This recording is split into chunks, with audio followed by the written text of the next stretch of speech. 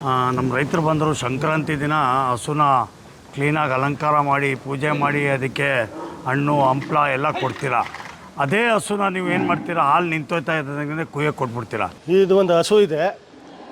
ಪಾಪ ಅಜ್ಜಿ ಒಬ್ಬರು ಫುಲ್ ವಯಸ್ಸಾಗೈತೆ. ಅವರು ಕುಯ್ಯಕ್ಕೆ ಕೊಡೋದು ಬೇಡ ಅಂತ ಅಕ್ಕಪಕ್ಕ ಮನೆಯವರೆಲ್ಲ ಕುಯ್ಯಕ್ಕೆ ಕೊಡೋದಂತ ಅವರಿಗೆ ಮನಸ್ಸಿಲ್ಲ. ಅವ್ರು ನಮಗೆ ಕರೆದ್ರು. ನಾವು ಜಾಗ ನೋಡ್ಬಿಟ್ಟು ನಮ್ಗೆ ಆಗಿಲ್ಲ ಆಚೆ ತೆಗಿಯೋಕ್ಕೆ. ಸೊ ನಾವು ಹೇಳ್ದೆ ಅವ್ರಿಗೆ, ನೋಡಿ ನಮ್ಮ ಕೈಲಿ ಇವತ್ತು ಆಯ್ತಲ್ಲ, ನಾಳೆ ನೋಡೋದ, ನಮಗೆ ಇನ್ನೂ ಸ್ಟಾಫ್ ಬೇಕು, ನಾವು ಬರೀ ಇಬ್ಬರು ತೊಗೊಂಡೋಗಿದ್ದು. ಬಟ್ ಅವ್ರು ಹೇಳಿದ್ರು ನಾವು ಕಾರ್ಪೊರೇಷನ್ ಅವ್ರಿಗೆ ಕರಿತೀವಿ ಅಂತ. ಆಯಿತು ಮಾಡಿ ಅವ್ರು ಆಚೆ ತಂದು ಕೊಟ್ಟಾದ್ಮೇಲೆ ನೀವು ತೊಗೊಂಡೋಗ್ತೀರಾ? ನಾವು ಹೇಳ್ದೆ ಹೌದು ತೊಗೊಂಡೋಗ್ತೀವಿ. ಕಾರ್ಪೊರೇಷನ್ ಅವ್ರು ಬಂದರು, ಅವರೂ ತೆಗಿಯೋಕ್ಕಾಗಿಲ್ಲ. ಅವರು ಹೇಳ್ತವ್ರೆ ಗೋಡೆ ಹೊಡೆದ್ಬಿಡಿ ಅಂತ. ಪಾಪ ಅವರು ಅಜ್ಜಿ ಇವತ್ತು ತಿರ್ಗಾ ಫೋನ್ ಮಾಡಿದ್ರು ಏನಾದರೂ ಮಾಡಿ ಅಂತ. ಸೊ ಆವಾಗ ನಾವು ಇದನ್ನ ಚಾಲೆಂಜ್ ಅಂತ ಹೇಳ್ಬಿಟ್ಟು ನಮ್ಮ ಪಿಂಜ್ರಾಪೋಲಿಂದ ನಾವು ಎಲ್ಲರೂ ಒಂದು 6 ಸ್ಟಾಫು ಕರ್ಕೊಂಡು ಹೋಗಿ ಫುಲ್ ಕೆಳಗಡೆ ಮ್ಯಾಟ್ ಹಾಕಿ ಕಷ್ಟಪಟ್ಬಿಟ್ಟು ಆಚೆ ತಂದಿದ್ದೀವಿ. ತಂದುಬಿಟ್ಟು ಪಿಂಜ್ರಾಪೋಲಲ್ಲಿ ಇಟ್ಟಿದೆ ಟ್ರೀಟ್ಮೆಂಟ್ಗೋಸ್ಕರ. ಅಂದರೆ ಇದು ಈ ಹಸು ಇದ್ದಿದ್ದು ಜಾಗ ಎಷ್ಟು ಅಂತ ಅಂದರೆ, ಈ ಹಸು 4 ಅಡಿ, ಅದು ಬರೀ 4 ಇಲ್ಲ 4 ಅಡಿ ಜಾಗದಲ್ಲಿ ಪಾಪ ಇದು ಹಸು ಒಳಗಡೆ ಕೂತಿದೆ. ಇದು ನಿಂತ್ಕೊಳ್ಳೋಕ್ಕಾಗಲ್ಲ, ಯಾಕಂದ್ರೆ ವಯಸ್ಸಾಗ್ಬಿಟ್ಟಿದೆ. ಮತ್ತೆ ತುಂಬಾ ಗಾಯ ಆಗಿದೆ. ಅದಕ್ಕೆ ನೋಡ್ತಾ ಇದ್ರೆ ಇಲ್ಲಿ ಗಾಯ ಆಗಿದೆ ನೋಡಿ, ಸಿಕ್ಕಾಪಟ್ಟೆ ಗಾಯ ಆಗಿದೆ. ಇಲ್ಲ ಬೀಗ ಬಂತು. ಸೊ ಅದನ್ನು ಹೊರಗಡೆ ಎತ್ಕೊಂಬರೋಕ್ಕೆ ತುಂಬ ಹರಸಾಹಸ ಮಾಡಿಬಿಟ್ಟಿದ್ವಿ ನಾವು. ಮಾಡಿ ಕೊನೆಗೆ ಹೆಂಗೋ ಮಾಡಿ ಒಂದು 6-7 ಜನ ಹೋಗಿ ದಡಿ ಹಾಕಿ ಬೆಲ್ಟ್ ಹಾಕಿ ಅದನ್ನು ಆ ಓಣಿಯಿಂದ ಹೊರಗಡೆ ತಂದು ಇವತ್ತು ಇಲ್ಲಿ ಟ್ರೀಟ್ಮೆಂಟ್ ನಡೀತಾ ಇದೆ. ಮ್ಯಾಟ್ ಹಾಕ್ಬಿಟ್ಟು ಎಳ್ದಿದ್ವಿ. ಬನ್ನಿ ಒಳಗಡೆ ಬನ್ನಿ. ಕೂಡ ರೆಸ್ಕ್ಯೂ ಮಾಡಿದ್ದೀರಾ ಎಲ್ಲ ನಾವು. ಹಸು ಯಾವುದಾದ್ರೂ ಆಮೇಲೆ ನಮ್ಮಲ್ಲಿ ಇನ್ನೊಂದು ವಿಶೇಷತೆ ಏನಂತಂದರೆ HF ಜರ್ಸಿನೋ ನಾಟಿನೋ ಅದು ಆ ಥರ ಏನೂ ಇಲ್ಲ ನಮ್ಮಲ್ಲಿ.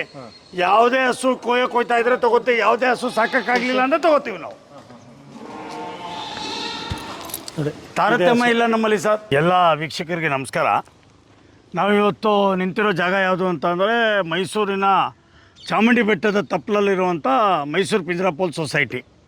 ಮೈಸೂರು ಪಿಂಜ್ರಾಪೋಲ್ ಸೊಸೈಟಿ ಅಂತ ಅಂದರೆ 5,000 ಅನಾಥ ಹಸುಗಳು, ನಿರುಪಯೋಗಿ, ನಿರಾಶ್ರಿತ ಮತ್ತು ಕುಯ್ಯಕ್ಕೆ ಹೋಗುವಂಥ ಹಸುಗಳನ್ನು ಪೊಲೀಸ್ನವ್ರು ತಂದು ಬಿಡುವಂಥ ಜಾಗ ಇದು. ಇಲ್ಲಿ 5,000ಕ್ಕಿಂತ ಹೆಚ್ಚು ಹಸುಗಳಿದ್ದು ದಿನಕ್ಕೆ 15ರಿಂದ 20 ಟನ್ನು ಗೊಬ್ಬರ ನಮ್ಮಲ್ಲಿ ಬರ್ತದೆ ಹಸುಗಳಿಂದ. ಸೊ ಆ ಗೊಬ್ಬರನ ನಾವು ಏನು ಮಾಡ್ತೀವಿ ಅಂತ ಅಂದರೆ ಈ ಥರ ಒಂದು ಗುಡ್ಡೆ ಮಾಡಿಟ್ಟಿರ್ತೀವಿ. ಇದರಲ್ಲಿ ಯಾವುದೇ ಥರವಾದ ಏನು ಮಿಕ್ಸ್ ಮಾಡೋದಿಲ್ಲ. ಇದು ಒಂದು ಪ್ಯೂರ್ ಗೊಬ್ಬರ, ನಮ್ಮಲ್ಲಿ ಪ್ಯೂರ್ ಗೊಬ್ಬರ ದೊರೆಯುತ್ತದೆ. ಅದಕ್ಕೆ ನಾನು ರೈತರ ಬಾಂಧವರಲ್ಲಿ ಮತ್ತು ಈ ಶುಂಠಿ ಬೆಳೆಯೋರು ಮತ್ತು ಕಾಫಿ ಬೆಳೆಯೋರು ಅವ್ರಿಗೆ ತುಂಬ ಉತ್ತಮವಾದ ಗೊಬ್ಬರ ಇದು ರೈತರಿಗೆ. ಸೊ ನಾನು ಎಲ್ಲವನ್ನೂ ಈ ಮೂಲಕ ವಿನಂತಿ ಏನು ಮಾಡ್ಕೊತೀನಿ ಅಂತಂದರೆ, ದಯಮಾಡಿ ನೀವು ಡೈರೆಕ್ಟಾಗಿ ಪಿಂಜ್ರಾಪೋಲಿಗೆ ಬಂದೆ ನೀವು ಡೈರೆಕ್ಟ್ ಪರ್ಚೇಸ್ ಮಾಡ್ಬೋದು. ಇಲ್ಲಿ ಪರ್ಚೇಸ್ ಮಾಡೋಕ್ಕೆ ನಿಮ್ಗೆ ಆಲ್ರೆಡಿ ನಾನು ನಂಬರ್ ಕೊಟ್ಟಿದ್ದೀನಿ. ಇನ್ನೊಂದ್ಸಲಿ ಬೇಕಾದ್ರೆ ನಂಬರ್ ಹೇಳ್ತೀನಿ. ನಮ್ಮ ಮ್ಯಾನೇಜರ್ ಸರ್ ಆರಾಧ್ಯವರು ಅವ್ರ ನಂಬರು 7676475706. ನೀವು ಈ ಗೊಬ್ಬರನ ಪರ್ಚೇಸ್ ಮಾಡಿದ್ರೆ ಒಂಥರ ಅಂದರೆ ಡಿಫ್ರೆಂಟಾಗಿ, ಅಂದರೆ ನೀವು ನೇರವಾಗಿ ದಾನವನ್ನು ಕೊಡೋಕ್ಕಾಗಲ್ಲ. ಆದರೆ ಇದನ್ನು ಖರೀದಿ ಮಾಡೋ ಮೂಲಕ ನೀವು ದನಗಳಿಗೆ ನೀವು ಒಂದಿಷ್ಟು ಹುಲ್ಲನ್ನು ಹಾಕ್ತೀರಾ ಅಂತ ಅಂದ್ಬಿಟ್ಟಿದ್ದೇನೆ, ನೀವು ಒಳ್ಳೆಯದಾಗತ್ತೆ ನಿಮಗೆ. ಮತ್ತು ನೀವು ಗೋಮಾತೆಯ ಕೃಪೆಗೆ ಪಾತ್ರ ಆಗ್ತೀರಾ ಅಂತ ಅಂದ್ಬಿಟ್ಟು ತಮ್ಮಲ್ಲಿ ವಿನಂತಿ ಏನು ಮಾಡ್ಕೊತೀನಿ, ತಾವು ಬಂದು ದಯವಿಟ್ಟಾಗಿ ಇಲ್ಲಿ ಖರೀದಿ ಮಾಡಿ ಅಂತ. ಹಾಂ ಸರ್, ಇದು ಎಷ್ಟು ದಿನದ್ದು ಸಗಣಿ? ಇದು ಸದ್ಯಕ್ಕೆ 4 ದಿನದ ಅಷ್ಟೇ. 4 ದಿನಕ್ಕೆ ಇಷ್ಟು ಗೊಬ್ಬರ ಇದೆ ನೋಡಿ. ಖಾಲಿ ಆಯ್ತಾ ಇರ್ತದೆ, ಪರ್ಚೇಸ್ ಮಾಡ್ತಾ ಇರ್ತಾರೆ, ಆಗ್ತಾ ಇರ್ತೀವಿ, ಖಾಲಿ ಆಯ್ತಾ ಇರ್ತದೆ. ಆ ಥರ ಒಂದು ದಿನಕ್ಕೆ 20ರಿಂದ 25 ಟನ್ ಬರುತ್ತೆ ಗೊಬ್ಬರ. ಒಂದು ಹಸು ಒಂದು 5 kg ಹಾಕತ್ತೆ ಅಂತಂದ್ರೆ ನೀವು 25 ಟನ್ 20 ಟನ್ ಆಯಿತು. ಅದರಿಂದ ದಿನ 2 ಲಾರಿ ಮಿನಿಮಮ್ 2 ಲಾರಿ ಗೊಬ್ಬರ ಬಿಡುತ್ತೆ daily. Per day expenditure according to last year balance sheet 2.5 lakh ಇದೆ ಒಂದು ದಿನಕ್ಕೆ. ಇನ್ಕಮ್ ಇರೋದೇ ಬರೀ 50,000. ನಾವು ಇದನ್ನು ಮಾರ್ಕೆಟಿಂಗ್ ಮಾಡ್ತಾ ಇರೋ ಉದ್ದೇಶ ಇನ್ಕಮ್ ಒಂಚೂರು ಜಾಸ್ತಿ ಆದರೆ ಈ ದನಕರುಗಳನ್ನ ಇನ್ನೂ ಒಂಚೂರು ಚೆನ್ನಾಗಿ ನೋಡ್ಕೋಬೋದೇನೋ ಅನ್ನೋ ಒಂದು ಆಶಯ ಅಷ್ಟೇ, ಇನ್ನೇನೂ ಅಲ್ಲ. ನಾವು ಇನ್ಕಮ್ ಮಾಡಬೇಕು ಅಂತ ಏನು ಮಾಡ್ತಾ ಇಲ್ಲ. ಇದನ್ನು ಗೊಬ್ಬರ ಮಾರಿ ಇದರಲ್ಲಿ ನಾವು ಏನೋ ಮಾಡ್ಕೋಬೇಕು ಅಂತಲ್ಲ. ಇದ್ರ ದುಡ್ಡನ್ನ ನಾವು ಹಸುಗಳಿಗೆ ಹುಲ್ ಪರ್ಚೇಸ್ ಮಾಡ್ತೀವಿ ಅಷ್ಟೇ. ಹಸುನ ಇನ್ನೂ ಚೆನ್ನಾಗಿ ಟ್ರೀಟ್ಮೆಂಟ್ ಕೊಡ್ಬೋದು, ಚೆನ್ನಾಗಿ ನೋಡ್ಕೋಬೋದು. ಇದು ಒಂದು ಹಸು ಇದೆ. ತಾರತಮ್ಯ ಇಲ್ಲ ನಮ್ಮಲ್ಲಿ ಸರ್, ಯಾವುದೇ ಥರ ತಾರತಮ್ಯ ಇಲ್ಲ. ಇದೆ ಹಸು ಕೂರ್ಸಕ್ಕೆ ಒಂಚೂರು ಟ್ರೈ ಮಾಡ್ಬೇಕು ಶಿವಣ್ಣ, ಇಲ್ಲಾಂದ್ರೆ ಹೊಟ್ಟೆ ಊದ್ಕೊಬಿಡ್ತದೆ. ಹಂಗೇನೆ ಕೂರಿಸ್ರೆ ಒಳ್ಳೇದು, ಇಲ್ಲಾಂದ್ರೆ ಜಲ್ದಿ ಇದಾಗೋಯ್ತದೆ. ಸಪೋರ್ಟ್ಗೆ ಏನೂ ಇಲ್ಲ ಅಲ್ಲಿ. ಹುಲ್ಲು ಇದಿಲ್ವಾ? ಹುಲ್ ರೋಲ್ ಇಟ್ಬಿಡಿ ಒಂದು ಬಿಡಿ. ಉಳ್ರಲ್ಲಿ ತಗೊಬನ್ನಿ, ಉಳ್ರಲ್ಲಿ ತಗೊಬನ್ನಿ. ಕಾಲು ಅದು ಮುಂದ್ಗಡೆ ಕಾಲು ಒಂಚೂರು ಹಂಗೆ ಮಾಡಿ. ಒಂದು ರೋಲ್ ಹುಲ್ಲು ಎತ್ಕೊ. ಒಂದು ರೋಲ್ ಎತ್ಕೊಬನ್ನಿ. ಸರ್ ಇದು ವಯಸ್ಸಾಗ್ಬಿಟ್ಟಿದೆ, ತುಂಬ ವಯಸ್ಸಾಗ್ಬಿಟ್ಟಿದೆ. ಅಂದರೆ ಮಲಗಿ ಬೆಡ್ ಸೋರ್ ಥರ ಆಗ್ಬಿಟ್ಟಿದೆ. ಇದೆಲ್ಲ ಬೆಡ್ ಸೋರ್ ಸರ್, ಇದು ಆಗ್ಬಿಟ್ಟಿದೆ. ಇದೆಲ್ಲ ಬೆಡ್ ಸೋರ್. ಏನಿಲ್ಲ, ಸಾಯುವಾಗ ಒಂದು ಘನತೆ ಬರುತ್ತೆ ಅದಕ್ಕೆ ಅಷ್ಟೇ. ಒಳ್ಳೆ ಪೇನ್ ಕಿಲ್ಲರ್ ಕೊಟ್ಟು ನಾವು ಒದ್ದಾಡ್ದೇನೆ ಟ್ರೀಟ್ಮೆಂಟ್ ಮಾಡಿ ಕೊಟ್ಟು ಬದುಕೋದಂತೂ ಇಲ್ಲ. ಇದು ಒಂದು 3-4 ದಿನ ಇರ್ಬೋದು, ಆದರೆ ಒಂದು ಘನತೆಯಲ್ಲಿ ಸಾಯ್ತಿದೆ ಅದು. ಕುಯ್ಯಕ್ಕೆ ಹೋಗೋದನ್ನ ತಪ್ಪಿಸಿ ನಾವು ಇಲ್ಲಿಗೆ ತೊಗೊಂಡ್ಬಂದಿದ್ದೀವಿ. ಸಾಯುವಾಗ ನರಳಾಡೋದಿಲ್ಲ, ಯಾಕಂದರೆ ಪೇನ್ ಕಿಲ್ಲರ್ ಬೀಳ್ತಾ ಇದೆ. ಹೀಗಾಗಿ ನೋಡಿ ನೋಡಿ ಚಿಕ್ಕಮ್ಮ ನೀರು ಬೂಸ ತಿನ್ಸಿ. ಇದು ನಾವು ಶೆಲ್ಟರ್ ಕಟ್ಸಿದ್ದೀವಿ. ಇದು 39,000 ಸ್ಕ್ವೇರ್ ಫೀಟ್ ಇದು ಶೆಲ್ಟರು ಹಸುಗಳಿಗೆ ಅಂತ ಅಂದ್ಬಿಟ್ಟಿದ್ದೇನೆ. ಇದು ಬಹುಶಃ ಇಡೀ ಸೌತ್ ಇಂಡಿಯಾಗೆ ಎಲ್ಲಕ್ಕಿಂತ ದೊಡ್ಡ ಶೆಲ್ಟರ್ ಇದು ಹಸುಗಳಿಗೆ ಅಂತ ಕಟ್ಟಿರುವಂಥದ್ದು. ನೋಡಿ ಹುಲ್ಲು, ಅದು ಹಸುಗಳಿಗೆ ಹುಲ್ಲು ಹಾಕಕ್ಕೆ ಹೋಗ್ತಾ ಇದ್ದಾರೆ ನೋಡಿ. ಇದು ನೋಡಿ ಸರ್ ಶೆಲ್ಟರ್ ನಮ್ಮದು. ಇದು ಹುಲ್ಲನ್ನು ಸ್ಟಾಕ್ ಮಾಡ್ತೀವಿ ಪ್ರತಿ ಸುಗ್ಗಿ 2 ಟೈಮು. ಎರಡನೇದು ಇದು ಸೇಮ್ ಸೈಜಿಂದು ನಮ್ಮ ಹತ್ರ 2 ಶೆಲ್ಟರ್ ಇದೆ. ಇದು 5-6 ತಿಂಗಳಿಗೆ ಆಗೋ ಅಷ್ಟು ಒಣ ಹುಲ್ಲನ್ನ ನಾವು ಭತ್ತದ ಹುಲ್ಲನ್ನ ಸ್ಟಾಕ್ ಮಾಡಿರ್ತೀವಿ. ಯಾಕಂದರೆ ಮಳೆಗಾಲದಲ್ಲಿ ನಮಗೆ ಜೋಳದ ಕಡ್ಡಿ ಮತ್ತು ಹಸಿ ಕಡ್ಡಿ ಬರೋದಿಲ್ಲ, ಮಳೆಯಲ್ಲಿ ಗಾಡಿಗಳು ಒಳಗಡೆ ಹೋಗೋಲ್ಲ ಅಂತ ಅಂದ್ಬಿಟ್ಟು ಆ ಟೈಮಲ್ಲಿ ನಾವು ಏನು ಮಾಡ್ತೀವಿ ಅಂದರೆ ಇದನ್ನು ಉಪಯೋಗಿಸ್ಕೊತೀವಿ. 5,000 ಹಸುಗಳಿಗೆ ಹುಲ್ಲು ಬೇಕು ಅಂತ ಸ್ಟಾಕ್ ಮಾಡಿರ್ತೀವಿ. ಶೆಲ್ಟರ್ ಫುಲ್ ಆದರೆ ಅಂದರೆ ಮೇವು ಶೆಲ್ಟರ್ ತುಂಬ ಇದ್ದರೆ ಎಷ್ಟು ಬೇಕಾಗುತ್ತೆ ದುಡ್ಡು? ಹೆಚ್ಚು ಕಮ್ಮಿ 2 ಶೆಲ್ಟ್ರಿಂದ ಒಂಚೂರು ಹೆಚ್ಚು ಕಮ್ಮಿ 1 ಕೋಟಿ 10 ಲಕ್ಷ ರೂಪಾಯಿ ಬೇಕಾಗುತ್ತೆ ಹುಲ್ಲು. ಹೌದು, ಬರೀ ಹುಲ್ಲಿಗೆ. ಹುಲ್ಲಿಗೆ ಸರ್ ಇದು 35 ಅಡಿ ಹೈಟು, 45 ಅದು 60 ಅಡಿ, ಇದು 145 ಅಡಿ ಉದ್ದ ಆಯಿತು. ಸರ್ ಇಂಥ 2 ಶೆಡ್ಡು ತುಂಬಕ್ಕೆ 1.25 ಕೋಟಿ ಬೇಕಾಗುತ್ತೆ. 1.25 ಕೋಟಿ ಮೇವನ್ನ 3 ತಿಂಗಳು ಖಾಲಿ ಮಾಡ್ಬೋದು. 3 ತಿಂಗಳಲ್ಲಿ ಖಾಲಿ ಆಗೋಗುತ್ತೆ. ಅದು ಏನು ದಿನ 30 ದಿನನೂ ಹಾಕಲ್ಲ. ಲಾರಿಗಳು ಹಸಿ ಮೇವು ಬರದೇ ದಿನಕ್ಕೆ ಗೋಡನ್ನು ಉಪಯೋಗಿಸ್ಕೊತೀವಿ. ಈ ಗೋಡನ್ನು ನಿಮಗೆ 3 ತಿಂಗಳಲ್ಲಿ ಹಂಗೆ ಮಾಡಿದ್ರು ಖಾಲಿ ಆಗೋಗುತ್ತೆ. ಏನು ಕಮ್ಮಿ ಹಸುಗಳಿಲ್ಲ, 5,000 ಹಸುಗಳಿದ್ದಾವೆ, ಕೋಟಿ ಲೆಕ್ಕಾಚಾರನೇ ಇದೆ. ಹೌದು, ಇದಕ್ಕೆಲ್ಲ ಹೇಗೆ ಡೊನೇಷನ್ ಬರೋದು? ಡೊನೇಷನ್ ನೋಡಿ, ಸ್ಟ್ರೇಟಾಗಿ ಹೇಳ್ತೀನಿ ನಿಮಗೆ, ವರ್ಷಕ್ಕೆ ನಮಗೆ 8 ಕೋಟಿ ರೂಪಾಯಿ ಖರ್ಚು. 8 ಕೋಟಿ ರೂಪಾಯಲ್ಲಿ ನಮಗೆ ನಾನೀಗ ಹೇಳ್ತಿದ್ನಲ್ಲ ಗೊಬ್ಬರದ ಬಗ್ಗೆ, ಗೊಬ್ಬರಕ್ಕದಲ್ಲಿ ನಮಗೆ 1 ಕೋಟಿ ರೂಪಾಯಿ ಆದಾಯ ಆಗುತ್ತೆ. ಮತ್ತು ಹಾಲಲ್ಲಿ 1 ಕೋಟಿ ರೂಪಾಯಿ ಆದಾಯ ಆಗುತ್ತೆ. ಮಿಕ್ಕಿದ 6 ಕೋಟಿ ರೂಪಾಯಿ ಟೋಟಲಾಗಿ ಡೊನೇಷನಲ್ಲೇ ಬರಬೇಕು. ಅದನ್ನು ಬಿಟ್ಟು ಬೇರೆ ಯಾವುದೇ ಥರವಾದ ನಮಗೆ ಸಂಪಾದನೆ ಇಲ್ಲ ಇಲ್ಲಿ. 6 ಕೋಟಿನೂ ಟೋಟಲ್ ಡೊನೇಷನಲ್ಲೇ ಬರಬೇಕು. ದಾನದಾತರು ಬಂದು ಇಲ್ಲಿ ದಾನ ಕೊಟ್ಟರೆ ಮಾತ್ರ ನಡ್ಸೋಕ್ಕಾಗೋದು. ಏನೋ ದಾನ ಕೊಟ್ಟರೆ ನಿಲ್ಲಿಸ್ಬಿಟ್ರೆ ನಾವೇನು ಮಾಡೋಕ್ಕಾಗಲ್ಲ. ಇಲ್ಲಿ ಜೈನ್ ಸಮುದಾಯದಿಂದ ಜಾಸ್ತಿ ಡೊನೇಷನ್ ಬರ್ತಾ ಇದೆ ನಮಗೆ. ಇಲ್ಲ, ಎಲ್ಲ ಸಮುದಾಯದಿಂದ ಬರ್ತಾ ಇದೆ. ಮೇಜರಾಗಿ ಬರ್ತಾ ಇರೋವಂಥ ಜೈನ್ ಸಮುದಾಯದಿಂದ. ಅಂದರೆ ಅವ್ರಿಗೆ ಹಸುಗಳ ಬಗ್ಗೆ ಕಾಳಜಿ, ಅದು ಎಲ್ಲರಿಗೂ ಕಾಳಜಿ ಇದೆ, ಎಲ್ಲರಿಗೂ ತುಂಬ ಕಾಳಜಿ ಇದೆ. ಬಟ್ ಒಂದು ದೇವಸ್ಥಾನ ಅಂತ ಟ್ರೀಟ್ ಮಾಡ್ತೀವಿ. ಸೊ ಅದರಿಂದ ದಾನ ಬರ್ತದೆ. ಹಾಂ, ನಮ್ಮಲ್ಲಿ ನಮ್ಮ ದೇವರಾದ ಮಹಾವೀರ ಸ್ವಾಮಿಯವರು ಲಿವ್ ಆ್ಯಂಡ್ ಲೆಟ್ ಲಿವ್ ಅಂತ ಒಂದು ಲೋಗೋ ಕೊಟ್ಟಿದ್ದಾರೆ. ಸೊ ನಾವು ಒಂದು ಇರುವೆ ಕೂಡ ಸಾಯಿಸೋದಿಲ್ಲ, ಆ ಥರದ ಒಂದು ಧರ್ಮದಲ್ಲಿರೋದ್ರಿಂದ ಹಸುಗಳಂತಂದರೆ ನಾವು ತಾಯಿ ಅಷ್ಟೇ ಪ್ರೀತಿ ಮಾಡ್ತೀವಿ. ಬದುಕಲು ಬಿಡಿ ಅದೊಂದು ಕಾನ್ಸೆಪ್ಟಲ್ಲಿ ನಡೀತಾರಂತ ಮಹಾವೀರ ಸ್ವಾಮಿಯವರು ಅದನ್ನು ಹೇಳಿರೋಂಥದ್ದು. ಸೊ ಅವರ ಒಂದು ಮಾತನ್ನು ನುಡಿನ ನಡ್ಸ್ಕೊಂಡು ಹೋಗೋರು. ಸೊ ನಮಗೆ ಗೋಮಾತೆ ಅಂದರೆ ನಮಗೆ ತುಂಬಾ ಜಾಸ್ತಿ ಕಾಳಜಿ ಇದೆ ಅದ್ರ ಬಗ್ಗೆ. ಸೊ ಇದ್ರ ಬಗ್ಗೆ ನಮಗೆ ಖರ್ಚು ಮಾಡಬೇಕು ಅಂತಂದ್ರೆ ನಾವು ಮಾಡೋಕ್ಕೆ ತಯಾರಾಗಿರ್ತೀವಿ. ಸೊ ನೋಡಿ, ಈಗ ಈ ಭಾಗದಲ್ಲಿ ನಾವು ಹುಲ್ಲನ್ನೆಲ್ಲ ಹಾಸಿದ್ದೀವಿ. ಹುಲ್ಲು ಹಾಸಿದ್ಮೇಲೆ ಅಲ್ಲೇ ಆ ಭಾಗದಲ್ಲಿ ಇರ್ತದೆ ನಮ್ಮ ಹಸುಗಳು, ಎಮ್ಮೆಗಳು, ಕೋಣಗಳೆಲ್ಲ. ಸೊ ಅದನ್ನು ಈ ಥರ ಗೇಟ್ ಬಿಚ್ಚಿಬಿಟ್ಟು ನಾವು ಇಲ್ಲಿಗೆ ಮೇಯಕ್ಕೆ ಅಂತ ಅಂದ್ಬಿಟ್ಟು ಬಿಡ್ತೀವಿ.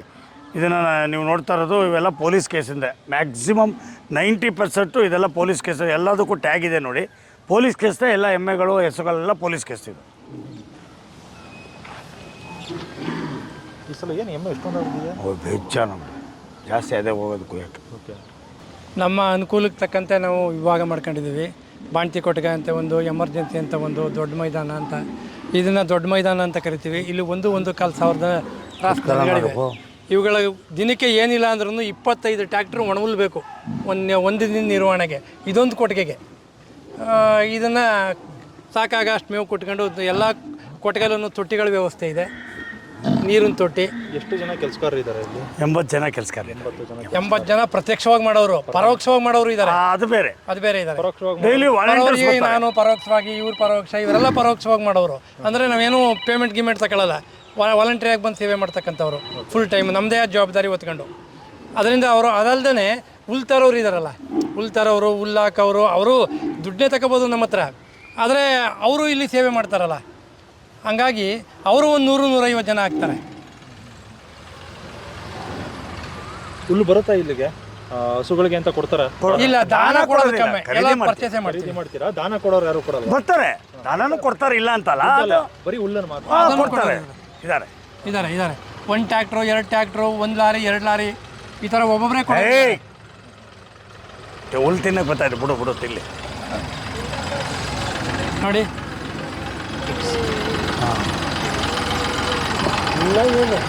ಏನಿಲ್ಲ, ಇನ್ನಲ್ಲ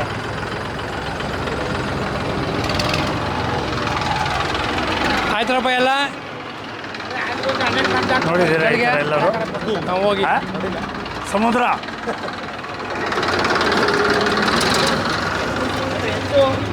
ನಾಟಿ ಹಸುಗಳೇ ರೆಸ್ಕ್ಯೂ ಆಗಿದ್ದಾವೆ. ಎಲ್ಲ ಆಗಿದೆ. ಹೌದು, ಹೋಗುತ್ತೆ ಸರ್. ಇವೆಲ್ಲ ಬುಲ್ಗಳೆಲ್ಲ ನಾಟಿ ನೋಡಿ ಕಿಲ್ಲ. ಇದು ನಮ್ಮ ಹಳ್ಳಿಕಾರು ಮತ್ತು ಮಲೆನಾಡು ಗಿಡ್ಡ ಅಂಥವು ಎಲ್ಲ ಕುಯ್ಯೋಕೆ ಹೋಗುತ್ತೆ. ಎಲ್ಲ ಕುಯ್ಯೋಕೆ ಹೋಗುವಂಥ ಹಸುಗಳೇ ಇದು.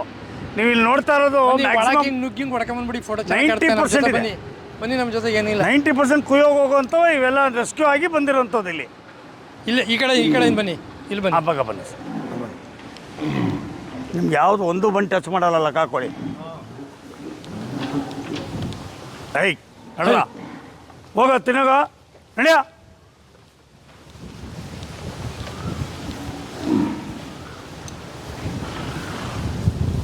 ನೋಡಿ, ಹೆಚ್ಚು ಕಡಿಮೆ ಒಂದು 15 ವರ್ಷದಿಂದನೂ ಇದೆ, ಹೆಚ್ಚು ಕಡಿಮೆ ಇದು. ಇದು ಕುಂಬ್ಗಿಮ್ ಅದೇನು ಏಜ್ ಆಗಿದೆ. ಈಗ ನನ್ನ ಲೆಕ್ಕದಲ್ಲಿ 20 ವರ್ಷ ಏಜ್ ಆಗಿದೆ ಅದಕ್ಕೆ. ಇನ್ನೊಂದು 3-4 ವರ್ಷ ಬದುಕ್ಬೋದು. ನಾರ್ಮಲಾಗಿ 25 ವರ್ಷ ಬದುಕ್ತವೆ ಅಂದ್ಕೊಂಡಿದ್ದೀವಿ. ಒಂದು ಟೈಮ್ಗೆ ಹಸಿ ಹುಲ್ಲಾದರೆ 25 kg ಮೇಲೆ ತಿಂತವೆ ಒಂದು ರಾಸು. ಹಸಿ ಮೇವು ಆದರೆ ಒಂದು ಟೈಮ್ಗೆ 25 kg ಹುಲ್ಲು ಬೇಕು ಒಂದು ರಾಸಿಗೆ. ಒಣ ಹುಲ್ಲಾದರೆ ಮಿನಿಮಮ್ 8 kg ಬೇಕು. ಚೆನ್ನಾಗಿ ಆರೋಗ್ಯವಾಗಿ ಸದೃಢವಾಗಿರ್ತಕ್ಕಂಥ ರಾಸಿಗೆ. ಅದು ನನ್ನಂಥ ಬಡಕಲು ಹಿಡಕಲು ಇರ್ತಾವಲ್ಲ, ಅವು ಕಮ್ಮಿ ಆದರೂ ನಡೀತದೆ. ಹುಲ್ಲು ಬಿಟ್ಟರೆ ಏನು ಕೊಡಲ್ಲ. ಮುಖಕ್ಕೆ ಬಿದ್ದೋದ್ರೆ ಅಕಸ್ಮಾತು ಇಲ್ಲಿ ಹುಷಾರು ತಪ್ಪು ಬಿದ್ದೋಯ್ತು, ಏಜಾಗಿ ಬಿದ್ದೋಯ್ತು ಅಂತ ಇಟ್ಕೊಳ್ಳೋಣ, ಇಲ್ಲ ಯಾವುದೇ ಒಂದು ರಾಸದಿಂದ ತೊಂದರೆಯಾಗಿ ಬಿದ್ದೋಯ್ತು ಅಂದರೆ ಅದನ್ನು ತಗೊಂಡೋಗಿ ಎಮರ್ಜೆನ್ಸಿ ಅಂತ ಭಾಗಕ್ಕೆ ಹಾಕ್ತೀವಲ್ಲ, ಅಲ್ಲಿ ಅದಕ್ಕೆ ಈ ಟ್ರೀಟ್ಮೆಂಟು ಕೊಡ್ತೀವಿ. ಜೊತೆಗೆ ತಿಂಡಿ ಕೊಡೋ ವ್ಯವಸ್ಥೆ ಮಾಡ್ಕೊಂಡಿದ್ದೀವಿ. ಅದ್ರ ಮುಂದೆ ತಿಂಡಿ ಕಲಸಿ ಇಡೋದು, ಅದಕ್ಕೆ ಇಂಜೆಕ್ಷನ್ ಕೊಡಿಸೋದು, ಪೇನ್ ಕಿಲ್ಲರ್ ಕೊಡೋದು ಅದು ಮಾಡ್ಕೊಂಡಿದ್ದೀವಿ. ನಾರ್ಮಲಾಗಿ ಆರೋಗ್ಯವಾಗಿರೋಕ್ಕೆ ಹಸಿ ಮೇವು, ಒಣಮೇವು ಎರಡೇ. ಈಗ ಒಂದು ಇಲ್ಲಿರೋ ಹಸುಗಳೆಲ್ಲ ರೈತರ ಮನೇಲಿ ಇದ್ದಂಥವು. ಹೌದು ಅಲ್ವಾ? ಎಲ್ಲ ಹಸುಗಳು ಯಾವುದೇ ಏನು ಬೀದಿಲಿ ಓಡಾಡ ಇಲ್ಲ. ರೈತರು ಇದನ್ನ ಬಳಸ್ಕೊಂಡಿದ್ದಾರೆ. ಹೌದು, ಇದರಲ್ಲಿ ಕೃಷಿನೂ ಮಾಡಿದ್ದಾರೆ. ಹೌದು, ಮನೆಯಲ್ಲಿ ಹಾಲು ಕೊಡ್ತಿದ್ದಾರೆ, ಮಕ್ಕಳಿಗೆ ಹಾಲನ್ನು ಕೊಟ್ಟಿದ್ದಾರೆ. ಹೌದು. ಆಮೇಲೆ ಇಲ್ಲಿಗೆ ಬಿಟ್ಬಿಟ್ಟಿದ್ದಾರೆ.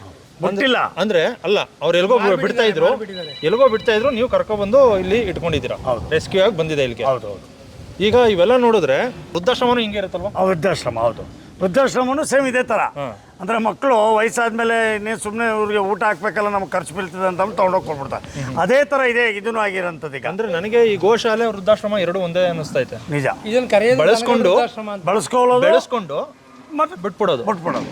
ಹಾಲು ಕರ್ಕೊಳ್ಳೋದು, ಹಾಲು ನಿಂತೋಯ್ತಾ ಇದ್ದಂಗೆ ತಗೊಂಡೋಗಿ ಕುಯ್ಯೋಕೆ ಕೊಟ್ಬಿಡೋದು. ಈ ಥರ ಒಂದು ವ್ಯವಸ್ಥೆ ನಮ್ಮ ದೇಶದಲ್ಲಿದೆ. ಓಕೆ. ಅಂದರೆ ನಾವು ಈ ಹಸುಗಳನ್ನ ಬಿಡೋ ಪರಂಪರೆ ಯಾವಾಗ ಬಂತೋ ಅವಾಗ ತಂದೆ ತಾಯಿನೂ ವೃದ್ಧಾಶ್ರಮ ಕಳಿಸೋ ಪರಂಪರೆ ಸ್ಟಾರ್ಟ್ ಆಯಿತು. ನಿಜ, 100ಕ್ಕೆ 100 ನಿಜ ಇದು. ಹೌದು. ಏನು ಹೇಳ್ತೀರಾ ರೈತರಿಗೆ?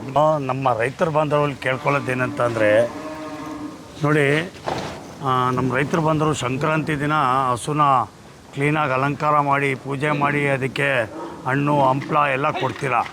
ಅದೇ ಹಸುನ ನೀವು ಏನು ಮಾಡ್ತೀರಾ, ಹಾಲು ನಿಂತೋಯ್ತಾ ಇದ್ದಂಗೆ ಕುಯ್ಯೋಕೆ ಕೊಟ್ಬಿಡ್ತೀರಾ.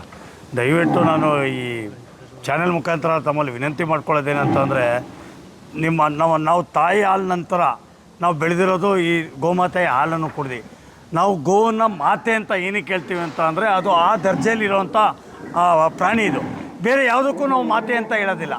ಸುಮಾರು ಪ್ರಾಣಿಗಳಿದೆ, ಯಾವುದಕ್ಕೂ ನಾವು ಮಾತೆ ಅಂತ ಹೇಳೋದಿಲ್ಲ. ಇದನ್ನು ಯಾಕೆ ಮಾತೆ ಅಂತೀವಿ ಅಂತ ಅಂದರೆ, ನಾವು ನಮ್ಮ ತಾಯಿ ಹಾಲು ನಿಂತು ಮೇಲೆ ನಾವು ಇದೇ ಹಾಲು ಇದ್ರ ಹಾಲು ಕುಡ್ದೆ ನಾವು ಬೆಳೆದಿರೋಂಥವ್ರು. ಸೊ ಅದಕ್ಕೆ ನಾನು ಕೈ ಮುಗಿದು ಕೇಳ್ಕೊತೀನಿ, ದಯವಿಟ್ಟು ತಮ್ಮ ಕೈಯಲ್ಲಿ ಸಾಕೋಕ್ಕಾಗಲಿಲ್ವಾ, ಹಾಲು ನಿಂತೋಯ್ತಾ ಇಲ್ಲಿಗೆ ತಂದುಬಿಟ್ಬಿಡಿ. ನಾವು ಯಾವುದೇ ಚಾರ್ಜಸ್ ಏನು ತೊಗೊಳೋದಿಲ್ಲ ನಿಮ್ಮ ಹತ್ರ. ನೀವು ತಂದುಬಿಟ್ರೆ ಅದ್ರ ಜೀವ ಇರೋ ಗಂಟನೂ ನಾವು ಸಾಕ್ತೀವಿ. ದಯಮಾಡಿ ಇದಕ್ಕೆ ಕುಯ್ಯೋಕ್ಕೆ ಮಾತ್ರ ಕೊಡಬೇಡಿ ಅಂತ ಅಂದ್ಬಿಟ್ಟು ಈ ಮೂಲಕ ತಮ್ಮಲ್ಲಿ ಕೇಳ್ಕೊತಾ ಇದ್ದೀನಿ. ಅಂದ್ರೆ ಹಸುವಿನಿಂದ ಬರೀ ಹಾಲಲ್ಲಿ ಮಾತ್ರ ಅಲ್ಲ, ಹಾಲು ನಿಂತೋಯ್ತು ಅಂತ ಸುಮ್ಮನೆ ಕೊಟ್ಬಿಡೋದು ಮಾರ್ಬಿಡೋದು ಇವೆಲ್ಲ ಮಾಡಿದ್ರೆ ತಪ್ಪಾಗುತ್ತೆ. ಅದರಿಂದ ಸಗಣಿಯಿಂದ ಲಾಭ ಇರುತ್ತೆ, ಕೃಷಿಗೆ ನೀವು ಉಪಯೋಗಿಸ್ಕೋಬೋದು. ಅದು ಸಾಯೋ ತನಕ ಬಳಸ್ಕೋಬಹುದು. ಅದು ಸತ್ತ ಮೇಲೆ ನಿಮ್ಮ ಹೊಲದಲ್ಲೇ ಏನಾದ್ರು ಹೂತ್ ಹಾಕಿದ್ರೆ ಆ ಜಾಗ ಕೂಡ ಗೊಬ್ಬರ ಆಗುತ್ತೆ, ಉತ್ಕೃಷ್ಟವಾದ ಗೊಬ್ಬರ ಆಗುತ್ತೆ, ಇಡೀ ತೋಟಕ್ಕೆ ಅದನ್ನ ಚೆಲ್ಬೋದು. ಹೌದು ಹೌದು. ಹಾಗಾಗಿ ಯಾರು ಕೂಡ ಇಂಥ ಒಂದು ಸಾಕಿದ ಹಸುಗಳನ್ನ ಬಿಟ್ಟು